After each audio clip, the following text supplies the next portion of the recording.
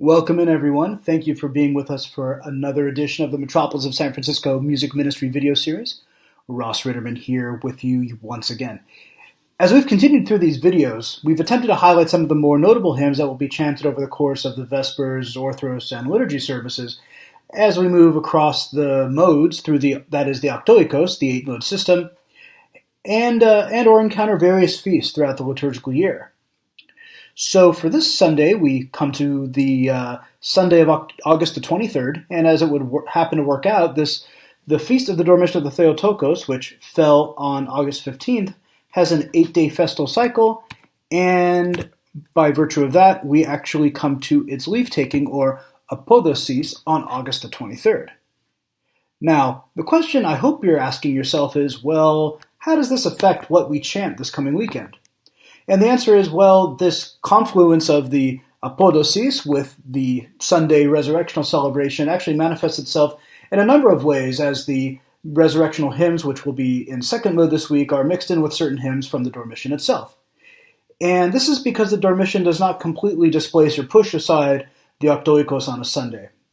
And now, without listing all of the ways that these two celebrations or commemorations overlap, I can give you a few examples. And so, for instance, we will continue to chant the Troparion of the feast at the dismissal of Vespers and at God as the Lord at the start of Orthros. We will also chant the complete 9th Ode canon for the Dormition, just as we did last Saturday. So instead of Tinti mio terra, or more honorable than the cherubim, we will take the 9th Ode from the feast itself. And another thing we will see, and this is going to be the topic of today's video, is that the Doxastikon at the praises for the feast will be chanted instead of the one that comes from the series of 11 Eothinon Gospels. Okay, so let's recap quickly what a Doxastikon is. It is called a Doxastikon because it is introduced with Doxa Patrike Ioke Agil Pneumati, or Glory to the Father and the Son and the Holy Spirit in English. Doxastikons like this are in the sticherarch style, so that typically means 3 to 4 notes per syllable of text. But as we have seen, this rule of sorts can be broken from time to time, and this Doxastikon is the musical high point of the Orthros service. Now, speaking about this particular Doxastikon that we'll be chanting this Sunday, as already mentioned, it is for the feast, and thus it displaces the Eothinon Doxastikon. So previously we had been going through that series of Eothinon Doxastika that come up in the 11-week cycle, but because this feast is of enough of a high degree, it actually gets the Eothinon Gospel and, the Eothinon Doxastikon is pushed out of the way. And this particular Doxastikon is in Plagal of the second mode.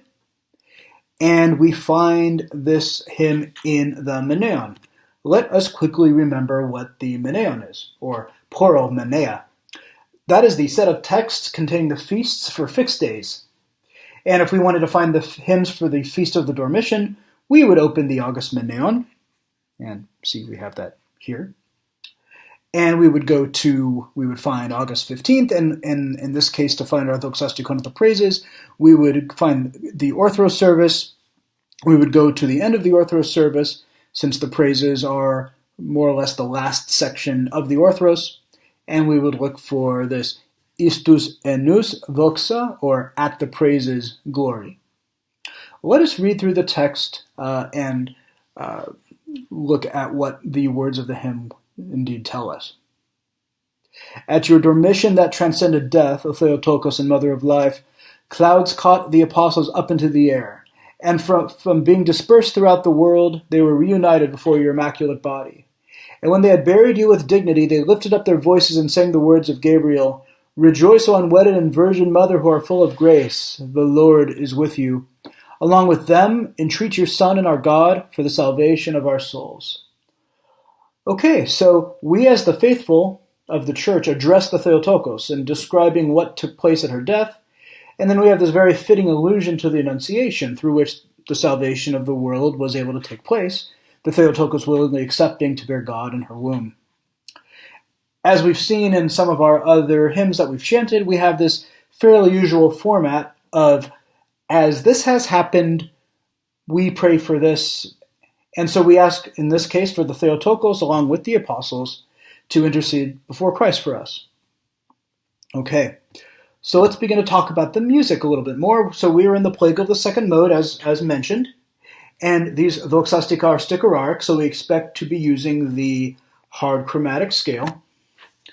And let's remember that the hard chromatic scale for Plagal second mode has a very small second degree, that is from Pa to Vu, a very large third degree from Vu to Ga, and a very small, yet again, fourth degree from Ga to Thee. And then we have this separating tone or a full step between the and the note K. And then these tetrachords repeat. So we'll have 6, 24, 12, 6, 24, 12, 6, 24, 12, on and on and on.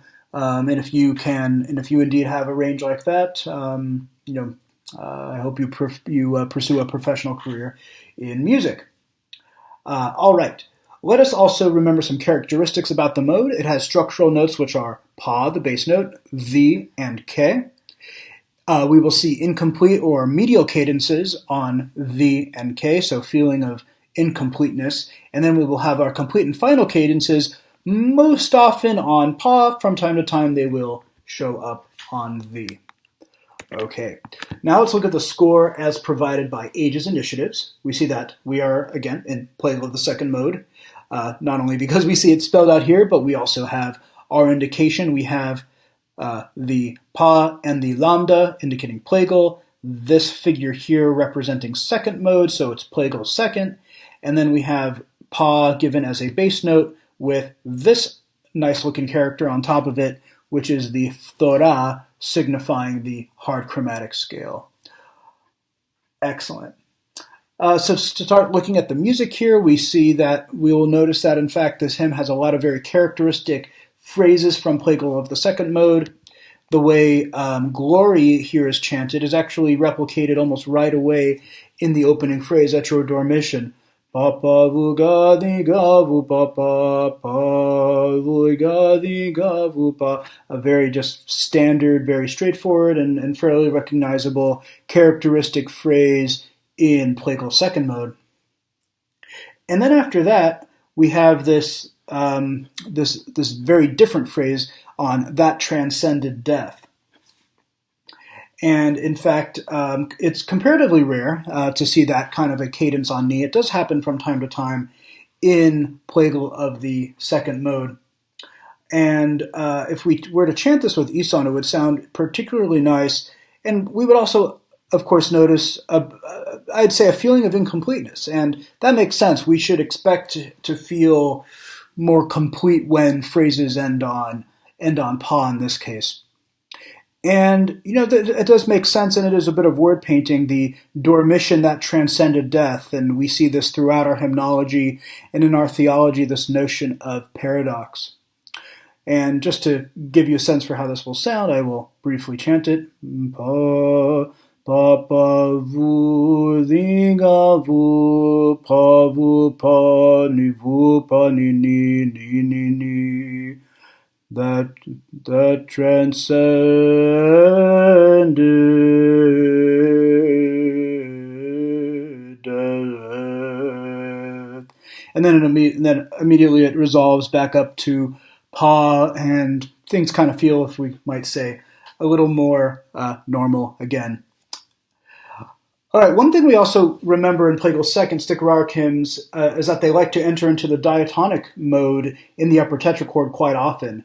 And actually that happens a total of 4 times in this piece. Particularly, this hymn will enter the authentic fourth mode, or what is called agia. In these phrases, that will often move from thee to thee in the diatonic scale. So, for instance, here we end this phrase in hard chromatic on thee, and then we go up to ni, and eventually come back down to thee before changing back into the hard chromatic scale. We also have it again here, thee, ke, zo, ni, zo, ke, thee. They were reunited,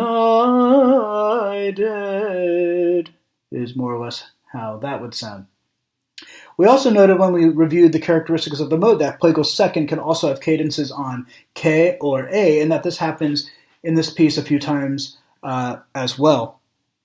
It happens here at throughout the world. We actually have a phrase that goes from K to K, and then we have it again on they lifted up their voices and sang the words of Gabriel.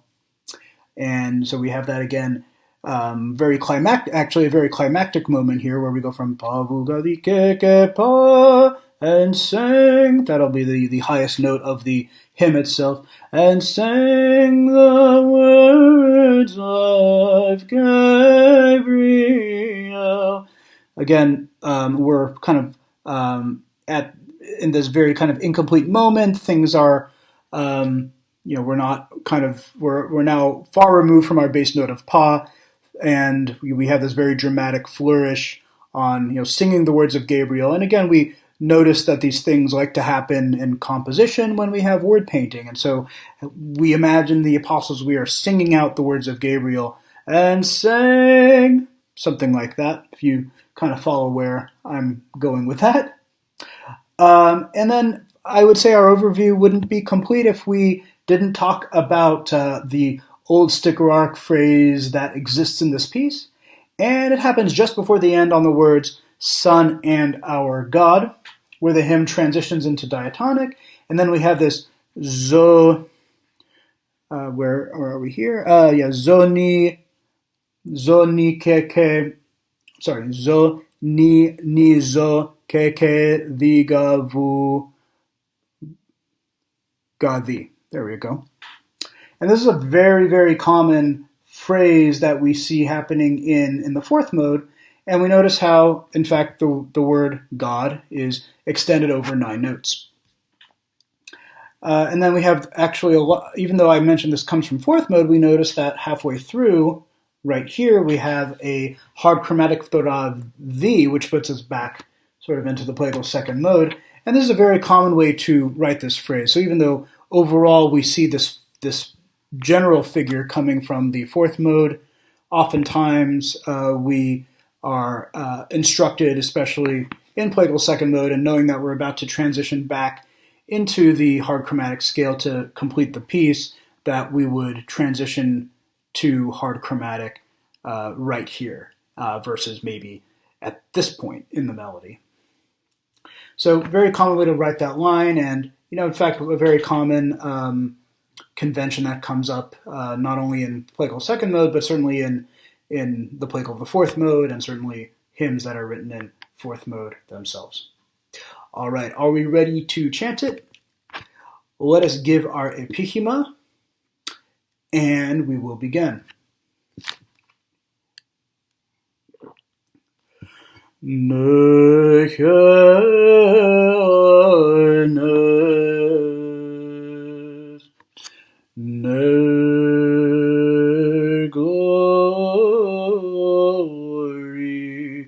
to the Father and the Son and the Holy Spirit.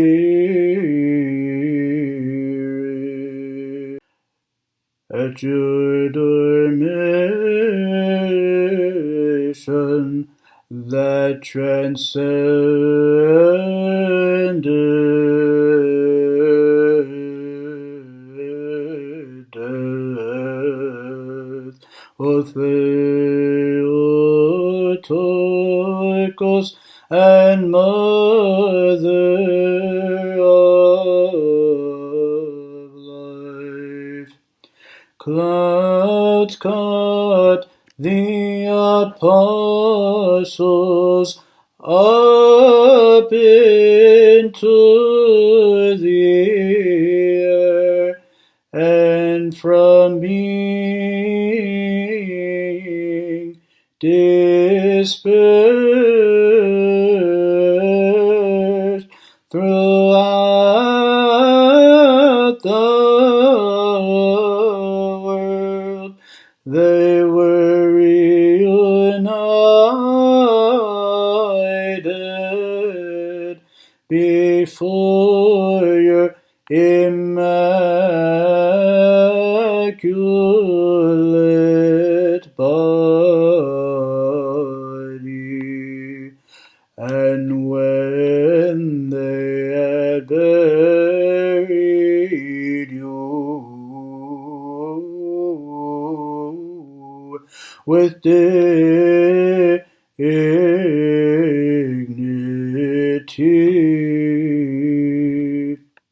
They lifted up their voices and sang the words of Gabriel. Rejoice, O unwedded and virgin mother, who are full of grace. The Lord is with you.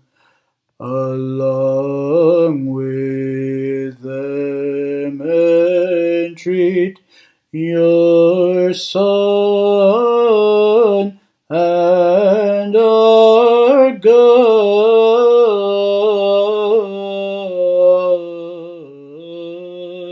for the salvation of our souls. Excellent. We are glad you were able to be with us yet again. And remember, we exist as a resource for you, so please let us know how, in general, we can help with your musical needs. Please like our videos and subscribe to our channel if you are able. And until next time, we will see you for our next video. Thank you very much.